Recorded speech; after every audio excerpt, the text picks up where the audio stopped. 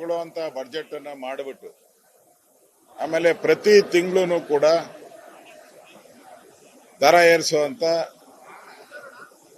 ಕೆಲಸವನ್ನ ಮಾಡ್ತಾರೆ ಅಂತೇಳಿ ಒಂದ್ ರೀತಿ ಕರ್ನಾಟಕದ ಜನವನ್ನ, ಕರ್ನಾಟಕದ ಅಮಾಯಕರಾದಂತ ನಮ್ಮ ನಾಗರಿಕರನ್ನ ಗಾಣದ ರೀತಿ ರೂಪ್ತಾ ಇದ್ದಾರೆ. ಅವರು ಗಾಣದ ರೀತಿ ನಮ್ಮನ್ನೆಲ್ಲರೂ ಕೂಡ ರೂಪ್ತಾ ಇದ್ದಾರೆ. ಈಗ ಒಂದೊಂದೇ ತೆರಿಗೆಗಳನ್ನ ಶುರು ಮಾಡಿದ್ದಾರೆ. ಈಗ ವಿದ್ಯುತ್ ಶಕ್ತಿದು ಆಗ್ತಾ ಇದೆ. ನೆಕ್ಸ್ಟ್ ಮಂತ್ ಅಲ್ಲಿ ಹಾಲಂದು ಮಾಡ್ತಾರೆ. ಅದಾದ್ಮೇಲೆ ರೆಗ್ಯುಲರ್ ಆಲ್ಕೋಹಾಲ್ ಮಾಡ್ತಾರೆ. ಆಮೇಲೆ KSRTC, ಆಮೇಲೆ ಸ್ಟ್ಯಾಂಪು, ಹಿಂಗೆ ಬರ್ದ್ ಮಾಡ್ಕೊಳ್ಳಿ. ಗಾಣದ ರೀತಿ ಕರ್ನಾಟಕ ಜನನ ರುಬ್ಬುವಂಥದ್ದೇ ಸಿದ್ದರಾಮಯ್ಯನವರ ಅಜೆಂಡಾ. ಇವತ್ತು KERC ಹೆಸರಲ್ಲಿ ವಿದ್ಯುತ್ ಶಕ್ತಿಯ ಇದನ್ನ ಬರೆಯನ್ನ ರಾಜ್ಯದ ಜನತೆ ಮೇಲೆ ಹೇರಿದ್ದಾರೆ.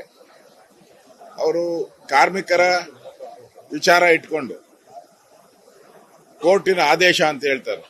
ಏನ್ ಕೋರ್ಟಿನ ಆದೇಶ? ನೀವೇ ಹೋಗಿರೋರು ಕೋರ್ಟ್ಗೆ. ಇವತ್ತು ತೆರಿಗೆಗಳನ್ನ ಏರಿ ಜನರ ಮೇಲೆ ಹೊರೆಯನ್ನ ಹಾಕ್ತಾ ಇದ್ದೀರಾ.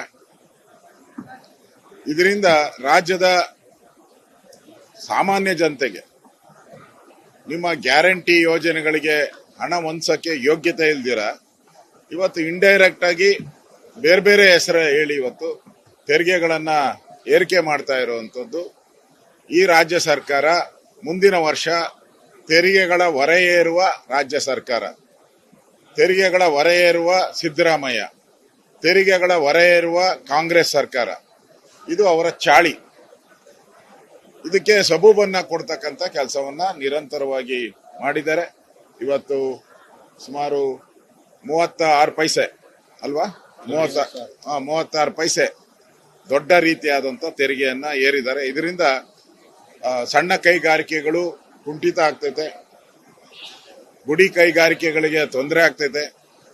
ಅದೇ ರೀತಿ ಸಾಮಾನ್ಯ ಜನಕ್ಕೂ ಕೂಡ ಇದರಿಂದ ಬರೆ ಎಳೆದ ರೀತಿ ಆಗುತ್ತೆ. ಇದು ರಾಜ್ಯದ ಜನತೆಗೆ ಸಿದ್ದರಾಮಯ್ಯನವರ ಗಿಫ್ಟ್ ಕೊಡುಗೆ ಅಂತ ನಾನು ಹೇಳಕ್ ಇಷ್ಟಪಡ್ತೀನಿ.